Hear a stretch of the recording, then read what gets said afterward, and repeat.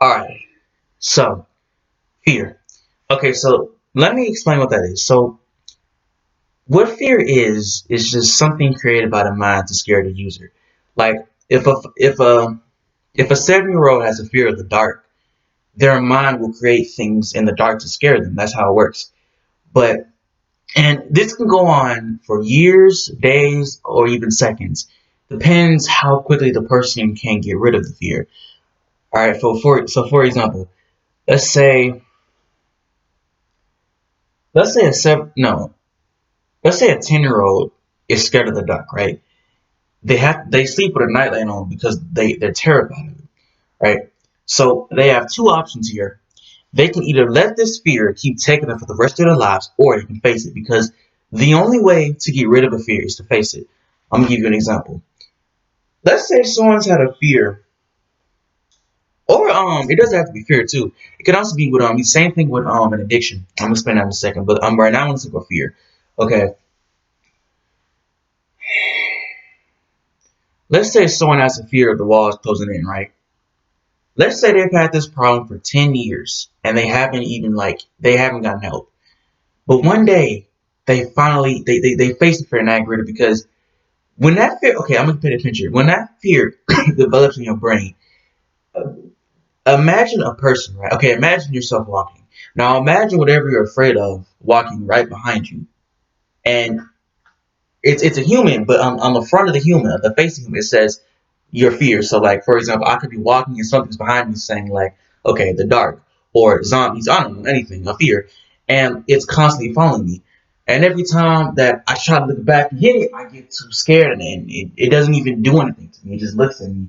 And now I keep walking and we walk and we walk and we walk and we walk for years until one day I'm tired of it following me. I'm tired of this fear walking around and following me. So I finally look back and I face it. I face the fear and it goes away. If you want to get rid of a fear, you, yes, you have to face it. It's the only way. Because if you don't face it, that fear is going to keep walking behind you. It'll keep walking in that line. It'll keep walking and walking and walking until you look back and face it. If you don't face your fear, it's going to keep following you. It's the only way. You have to face your fear.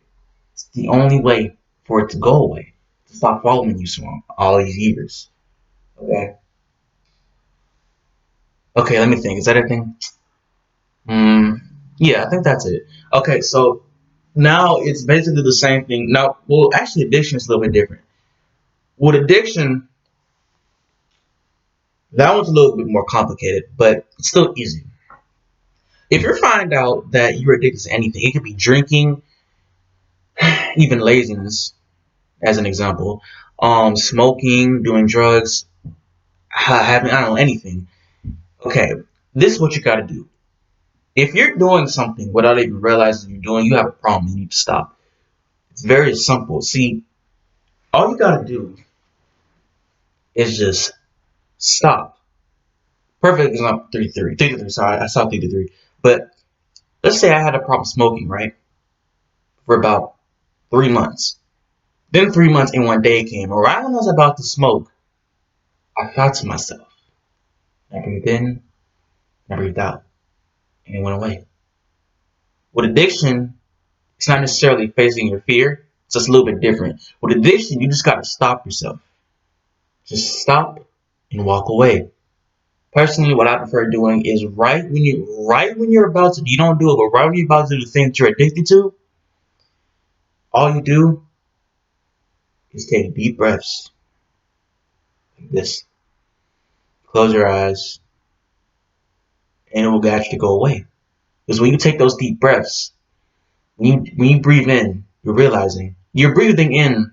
What you're breathing in is realization. No, this is what you're breathing in. When you breathe in, you're breathing in that addiction, and you're pushing it out your body. You're pushing it out of your mind on the ground to step on it, and then never let it come back in your body. So you breathe in that addiction, and you spit it back out when you exhale, and you step on it, and it's gone forever. You have to stop. It's the only way. Not necessarily facing your fear, but With an addiction, you have to stop.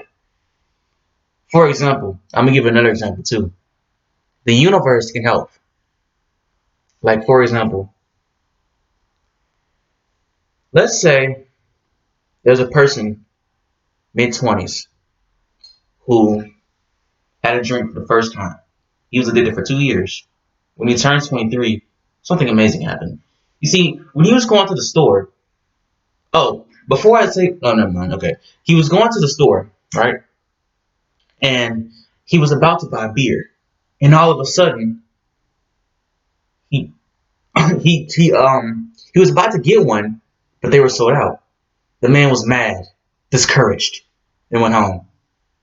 And he never bought a beer again. You want to know why? Because the universe helped him. See, when this is the universe, right? See, the universe will line you up that shot. It'll give you the gun. It'll give you the scope. It'll line up the shot, but it doesn't take it. The universe pats you on the shoulder and it directs you to take it. It helps you aim. It helps you, but it does not fire the trigger. Even though it helps you, it cannot fully help you, if that makes sense. It'll help you, but you got to finish it. It'll finish 99%. You got to finish that 1%. It'll finish most of the test answers. You got to turn it in. The universe will help, but it will not fully help you, if that makes any sense. It can help, but you got to finish it. It'll help you get in that car and know how to drive it, but it won't drive it for you. You got to drive it for you. You got to drive it for yourself. Okay? The reason that man stopped is because once he found out that there was no beer, he realized, I've been doing this for such and such time. And he stopped. Became a better person after that.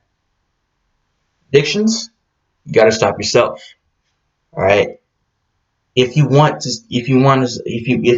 tired of, if you have a fear, you have to face it. And if you have an addiction, you got to just stop. It's the only way. Excuse me. Only way to stop it is you. Not even your family members can help you. If they tell you to stop, are you really going to stop? That's up to you, not them. That's your decision. You got to stop. Okay? You got to stop. Another example with fear.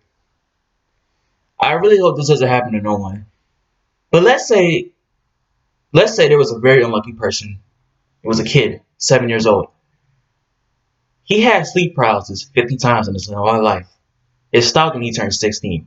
Ever since then, he has been completely scared of being alone and being alone in the dark because the sleep paralysis really happened in the dark. Ever since then, he goes to sleep, but he is very scared. He only goes to sleep in a light environment. He does not ever go to sleep in the dark. And when he goes to sleep, he always put the cover over his eyes. So if it does happen, you know. But he's had this problem for a long time, about a few months now. And he's never faced this fear. This fear has been following him for months.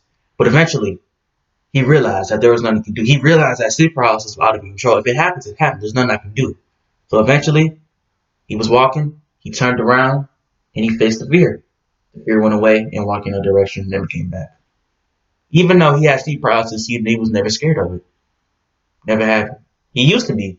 But every time now it happens, he doesn't really get scared. Even if a quote-unquote demon gets in his face, he doesn't really do anything.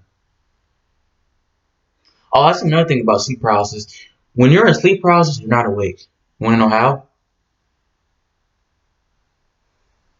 When you're in sleep paralysis, and I can talk about this, but I'm going to talk about it just a little bit. When you're in sleep paralysis, you're not awake. You're still in a form of sleep. Okay? If you were awake, you would know it. I guarantee you. You would know it. You're not awake. You're still in a state of sleep. Sleep paralysis is like a very nightmarish dream. I'm not going to explain it because I've already have, but basically the whole point I want to say is that in your sleep paralysis, you are not awake. You are still dreaming. You just can't move your body. That's all it is. There's nothing to be scared of. But yes, for addictions, right? This is very helpful. If you're addicted to something, all you gotta do is right before you're about to do it, or when you anything, just if you breathe in and breathe out, it'll help a lot, bro. Breathing in and breathing out really help with that. Seriously, it'll help a whole lot. It'll make you realize what you're doing is stupid and you'll stop. And yeah, I think that's it. Um, I'm out now. So yeah, thank you for watching this, user. Appreciate you very much.